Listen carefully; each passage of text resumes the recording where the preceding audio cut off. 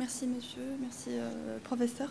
Donc permettez-moi de vous présenter aujourd'hui un résumé sur les convulsions fébriles aux urgences pédiatriques du CHU Mohamed VI de Marrakech, une étude épidémiologique.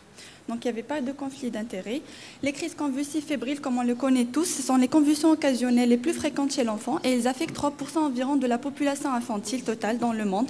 C'est une urgence diagnostique et thérapeutique en raison du risque d'état de mal convulsif et des séquelles neurologiques à long terme. Donc l'objectif de notre étude était de décrire les aspects épidémiologiques, cliniques, paracliniques, étiologiques et thérapeutiques des convulsions fébriles chez les enfants. Et pour cela, nous avons mené une étude rétrospective, descriptive, se basant sur l'étude de dossiers des patients admis au service des urgences pédiatriques du centre hospitalier universitaire Mohamed VI de Marrakech pour convulsions fébriles sur une période de 2 ans, allant de janvier 2020 au décembre 2021. Donc, nos résultats étaient les suivants. Donc, nous avons hospitalisé 182 patients sur la période de 2 ans pour convulsions fébriles, soit 4,4% des ensembles des hospitalisations aux urgences pédiatriques de notre CHU. L'âge moyen au diagnostic était de 18 mois, avec des extrêmes entre 6 mois et 5 ans. 56% de nos patients étaient des garçons avec un sexe ratio de 1,25%. L'origine urbaine était de 57% avec 47% des patients étaient originaires de Marrakech. Cependant, 72% des patients étaient de bas niveau socio-économique. Donc, dans notre étude, nous avons objectivé 2 pics d'hospitalisation pour convulsions fébriles pendant l'année. Donc, il y avait un pic hivernal avec 62 hospitalisations sur la durée de 2 ans et un pic estival avec 67 hospitalisations sur la période de 2 ans. Donc 70% des convulsions fébriles étaient simples, avec des crises qui étaient tonico-cloniques généralisées dans 94% des cas. L'examen neurologique était anormal chez 52 patients et qui a objectivé soit une hypotonie ou bien une raideur de la nuque.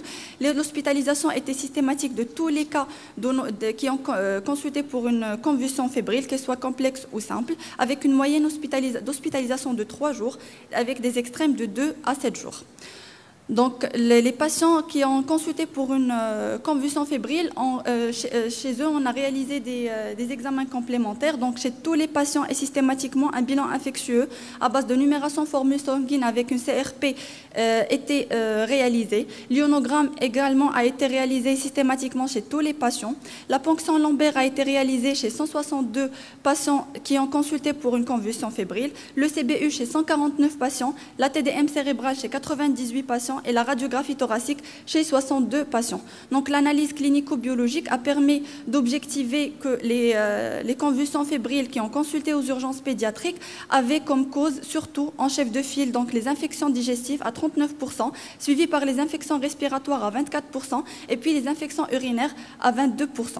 Donc, les patients, quand un patient se présente avec des convulsions pour une crise convulsive, donc la première étape c'est de la prise en charge, c'est de le mettre en condition et d'essayer de faire céder la crise. Donc, dans ce cas, tous nos patients ont reçu la diazépam en intrarectal en première intention. 171 patients leur crise a cédé après la première dose de diazépam. Chez 8 patients, on avait eu recours à une deuxième dose de diazépam et chez 3 patients, nous avons eu recours au phénobarbital pour faire céder la crise. Donc tous nos patients et leurs parents, avant leur sortie du service, ont bénéficié d'une éducation parentale et une prise en charge de l'anxiété. Donc j'ai tenu à discuter 2 éléments qui m'ont apparu les plus intéressants. Donc c'était les examens complémentaires, surtout la ponction lombaire, parce que comme vous avez vu dans notre étude, la ponction lombaire a été performée sur la quasi-totalité de nos malades, à savoir 94,5%, et c'est contrairement aux données de la littérature. Donc cette prescription par excès peut être expliquée par l'attitude réservée des médecins aux urgences pour ne pas passer à côté d'une méningite et par le manque d'expérience à distinguer les cas nécessitant l'APL. Il apparaît donc raisonnable de modifier notre protocole de prise en charge des premières convulsions fébriles conformément aux nouvelles recommandations de l'AAP. Donc, en ce qui concerne l'ionogramme, donc comme on a vu, tous les patients qui se sont présentés pour convulsions fébriles, on a réalisé chez eux un ionogramme systématique, alors que selon les recommandations de l'AAP, les enfants ayant présenté une convulsion fébrile ne devraient pas avoir de bilan biologique de routine.